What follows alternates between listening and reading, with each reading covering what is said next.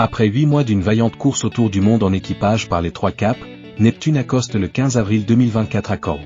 Skippé par Tanguy Raffray, il prend la 6e place de cette Ocean Globe Race qui fête le cinquantenaire de la création de la Whitbread 1973.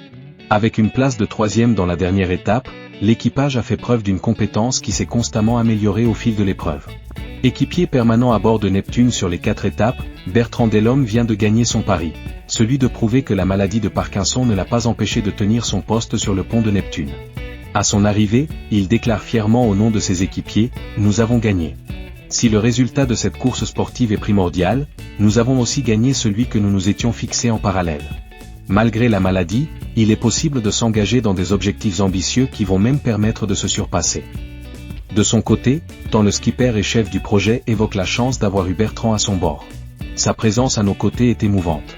Sa discrétion, malgré les difficultés, étonne et suscite une réflexion sur le sens de la vie. Il nous enseigne à nous, mais également à ceux qui sont frappés par la maladie et qui suivent l'aventure de Neptune, que la générosité, le don de soi, peut changer des existences. Ce message d'espoir a été partagé bien au-delà du cercle magique du bateau. Pendant 8 mois, il s'est propagé au-delà des vagues. Il a inondé les réseaux sociaux.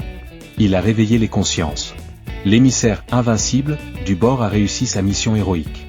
Il a ouvert la porte à tous ceux qui rêvent de s'évader. Fort de l'expérience vécue, les responsables de l'association Neptune ont décidé que la mission continuait. Objectif 2027, forger les personnes en situation de handicap en bons équipiers. Ce voilier, dû au crayon du talentueux architecte marseillais André Mauric, va prolonger l'expérience que Bertrand Delhomme vient de vivre.